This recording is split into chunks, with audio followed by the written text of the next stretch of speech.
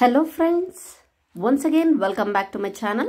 Today we are going to solve the question answers from the class 6 and the part 2 and the subject is social science. It's a revised textbook 2024. The chapter name is from the geography part, chapter 23, continent of Europe.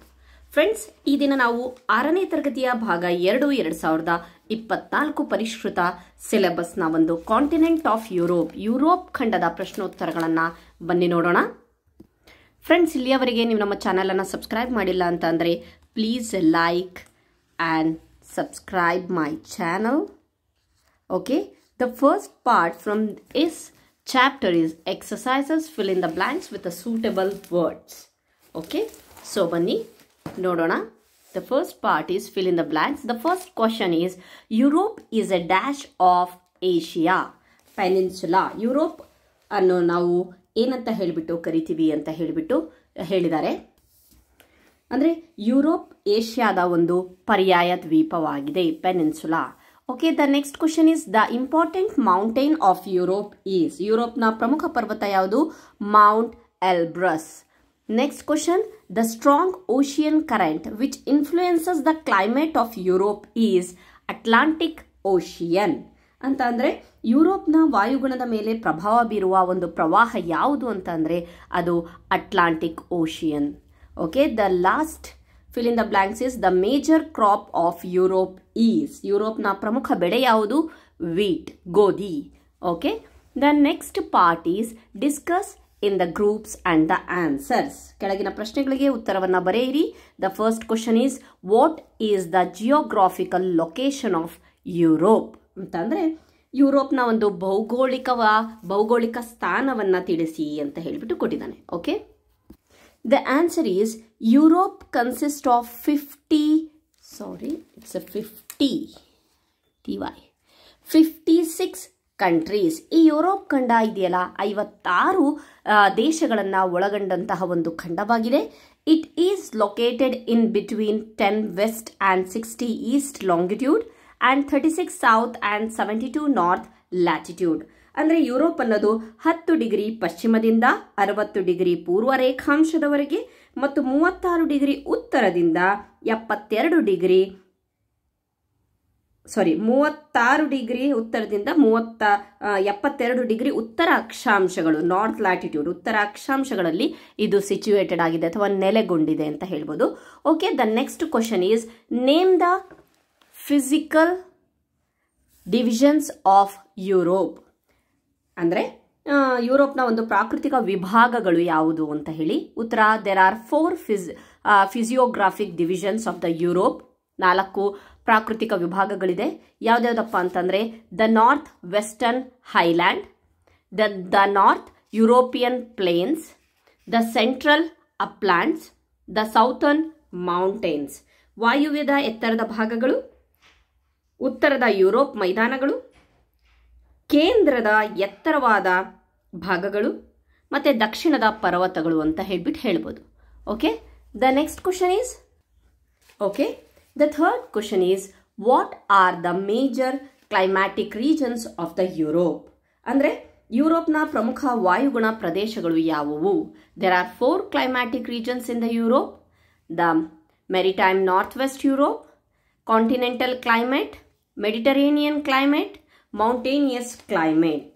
ಅಂತ ಅಂದ್ರೆ ಏನಪ್ಪ ಅಂತಂದ್ರೆ ಯಾವುದು ಒಂದು ಪ್ರಮುಖವಾದ ಒಂದು ವಾಯುಗುಣ ಪ್ರದೇಶಗಳು ಯಾವ್ದು ಅಂತಂದ್ರೆ ಯಾವುದು? ಯುರೋಪ್ ಖಂಡದ್ದು ವಾಯುವ್ಯ ಯುರೋಪಿನ ಸಾಗರೀಯ ವಾಯುಗುಣ ಪ್ರದೇಶ ಆಗಿರಬಹುದು, ಖಂಡಾಂತರ ವಾಯುಗುಣ ಪ್ರದೇಶ, ಮೆಡಿಟರೇನಿಯನ್ ವಾಯುಗುಣ ಪ್ರದೇಶ ಮತ್ತೆ ಪರ್ವತ ಒಂದು ವಾಯುಗುಣ ಪ್ರದೇಶ. ಈ 4 ವಾಯುಗುಣ ಪ್ರದೇಶಗಳಾಗಿವೆ. Okay, the fourth question is mention the major types of natural vegetation. Natural vegetation ಅಂತಂದ್ರೆ ಸ್ವಾಭಾವಿಕ ಸಸ್ಯವರ್ಗ. ಯಾವುದು ಪ್ರಮುಖ ಒಂದು ಸ್ವಾಭಾವಿಕ ಸಸ್ಯವರ್ಗದ ವಿಧಗಳನ್ನು ತಿಳಿಸಿ ಅಂತ ಅಂದರೆ there are 6 types of natural vegetation of the Europe are tundra vegetation, taiga forest, then mixed forest, Mediterranean vegetation, grasslands, alpine vegetation.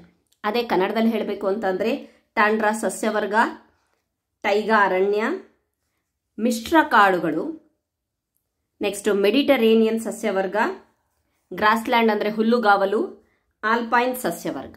Okay, the next question is name the countries which are famous for dairying in Europe. ಅಂದರೆ ಹೈನುಗಾರಿಕಾ ದೇಶಗಳನ್ನು ತಿಳಿಸ್ರಿ. ಯುರೋಪಿನ ಹೈನುಗಾರಿಕಾ ದೇಶಗಳು. Dairying is greatly developed in Denmark, the Netherlands, Switzerland, Germany and Britain. But Denmark is more important for the dairying. Okay, ಹೈನುಗಾರಿಕೆಯಲ್ಲಿ ಬಹಳಷ್ಟು ಪ್ರಸಿದ್ಧವಾಗಿರೋದು ಡೆನ್ಮಾರ್ಕ್. ಇನ್ನು ಇತರ ಪ್ರದೇಶಗಳು ಅಂತ ಅಂದರೆ Denmark, Netherland, Switzerland, Germany and Britain. Okay, ಬನ್ನಿ ನೆಕ್ಸ್ಟ್ ಕ್ವಶನ್ ಅನ್ನು ನೋಡೋಣ. What are the staple food crops of the Europe. ಯುರೋಪಿನ ಪ್ರಮುಖ ಆಹಾರದ ಬೆಳೆಗಳು ಯಾವುವು? ವೀಟ್ ಗೋಧಿ, ಮೇಸ್ ಮೆಕ್ಕೆಜೋಳ, ಶುಗರ್ ಬೀಟ್ ಅಂತ ಅಂದರೆ ಸಕ್ಕರೆ ಗೆಡ್ಡೆ ಅಂತ ಬರುತ್ತಲ್ವ ಅದು, ಪೊಟ್ಯಾಟೋಸ್ ಅಂದರೆ ಆಲೂಗಡ್ಡೆ, ಫ್ರೂಟ್ಸ್ ಹಣ್ಣುಗಳು. Okay, next mention the major fishing grounds in the Europe. ಯುರೋಪಿನ ಒಂದು ಪ್ರಮುಖ ಮೀನುಗಾರಿಕಾ ವಲಯಗಳು ಯಾವುದು ಅಂತ ಹೇಳಿ ಕೊಟ್ಟಿದ್ದಾನೆ. So the answer is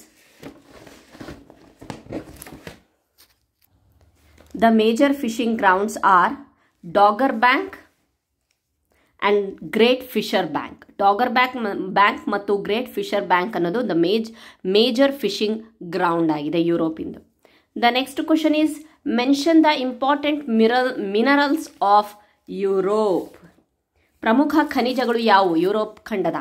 the important minerals R iron core, copper, lead, coal, chromium. These are all the important minerals which are found mainly in the Europe. Okay, I hope you like my videos. Friends, ನಾನು ಒಂದು ಚಿಕ್ಕ ಒಂದು ಪ್ರಯತ್ನವನ್ನು ಮಾಡಿದ್ದೀನಿ. ಏನಪ್ಪ ಅಂತಂದರೆ English ಪಾಠಗಳನ್ನು, English ಮೀಡಿಯಂನ ಒಂದು ಸಮಾಜದ ಕ್ವಶನ್ ಆನ್ಸರ್ಸ್ಗಳನ್ನು ಮತ್ತು ವಿಜ್ಞಾನದ ಕ್ವಶನ್ ಆನ್ಸರ್ಗಳನ್ನು ನಾನು ಕನ್ನಡದಲ್ಲಿ ಎಕ್ಸ್ಪ್ಲೇನ್ ಮಾಡ್ತಾ ಇದ್ದೀನಿ. ಯಾಕಂದರೆ ಬಹಳಷ್ಟು ನನ್ನ ವ್ಯೂವರ್ಸು, ಸಬ್ಸ್ಕ್ರೈಬರ್ಸು ನನಗೆ ಇದನ್ನು ಕಮೆಂಟ್ ಮಾಡಿದರು. ಏನಪ್ಪ ಅಂತಂದರೆ ಇಂಗ್ಲಿಷ್ ಸಮಾಜ ವಿಷಯದ ಒಂದು ಇಂಗ್ಲಿಷ್ ಮೀಡಿಯಮ್ಮು ನಮಗೆ ಅರ್ಥ ಮಾಡ್ಕೊಳಕ್ಕೆ ಭಾಳ ಕಷ್ಟ ಆಗುತ್ತೆ. ನೀವು ಬರೀ ಕ್ವಶನ್ ಆನ್ಸರ್ಸನ್ನು ಬರೆದು ಕೊಟ್ಟರೆ ಅದು ನಮಗೆ ಬರೀ ಬರ್ಕೊಳಕ್ಕೆ ಈಸಿ ಆಗುತ್ತೆ, ಬಟ್ ಅರ್ಥ ಮಾಡ್ಕೊಳಕ್ಕೆ ಕಷ್ಟ ಆಗುತ್ತೆ ಅಂತ ಹೇಳಿ. ಸೊ ಆನ್ ದ್ಯಾಟ್ ಪರ್ಪಸ್ ನಾನು ಆ ಒಂದು ಇಂಗ್ಲೀಷಲ್ಲಿರುವಂತಹ ಒಂದು ಕ್ವಶನ್ ಆನ್ಸರ್ಸ್ಗಳನ್ನು ಕನ್ನಡದಲ್ಲಿ, ನನ್ನ ಮಟ್ಟಿಗೆ ಕನ್ನಡದಲ್ಲಿ ನಾನು ಎಕ್ಸ್ಪ್ಲೇನ್ ಮಾಡೋಕ್ಕೆ ಪ್ರಯತ್ನ ಪಟ್ಟಿದ್ದೀನಿ. ಐ ಹೋಪ್ ನಿಮಗೆ ಎಕ್ಸ್ಪ್ಲೇನ್ ಅರ್ಥ ಆಗ್ತಾ ಇದೆ ಅಂದ್ಕೊಂಡಿದ್ದೀನಿ. ಸೊ ಒಂದು ವೇಳೆ ನಿಮಗೆ ಅರ್ಥ ಆದರೆ ಪ್ಲೀಸ್ ಒಂದು ಲೈಕ್ ಮಾಡಿ, ಒಂದು ಕಮೆಂಟ್ ಮಾಡಿ. ಕಮೆಂಟ್ ಮಾಡ್ತಾ ಇರುವಾಗ ಪ್ಲೀಸ್ ನಿಮ್ಮ ಹೆಸರನ್ನು ಮೆನ್ಷನ್ ಮಾಡಿ. ಆ ಹೆಸರಿಂದ ನಾನು ನಿಮಗೆ ಹಾಯ್ ಹೆಲೋ ಅಂತ ಹೇಳ್ತೀನಿ. ಮತ್ತು ಇನ್ನೂ ಹೆಚ್ಚಿನದಾಗಿ ನಿಮಗೆ ಯಾವ ಒಂದು ತರಗತಿಗೆ, ಯಾವ ಒಂದು ವಿಷಯಕ್ಕೆ ಸಂಬಂಧಿಸಿದ ಒಂದು ಕ್ವಶನ್ ಆನ್ಸರ್ಸ್ಗಳು ಬೇಕು ಅಂತ ಹೇಳಿಬಿಟ್ಟು ಪ್ಲೀಸ್ ಹೇಳಿ. ನನ್ನ ಈ ವಿಡಿಯೋಸ್ ಹೊಸ ಪ್ರಯತ್ನ ನಿಮಗೆ ಇಷ್ಟ ಆದರೆ ಪ್ಲೀಸ್ ಪ್ಲೀಸ್ ಪ್ಲೀಸ್ ಲೈಕ್ ಮಾಡಿ, ಒಂದು ಕಮೆಂಟ್ ಮಾಡಿ. Thank you so much.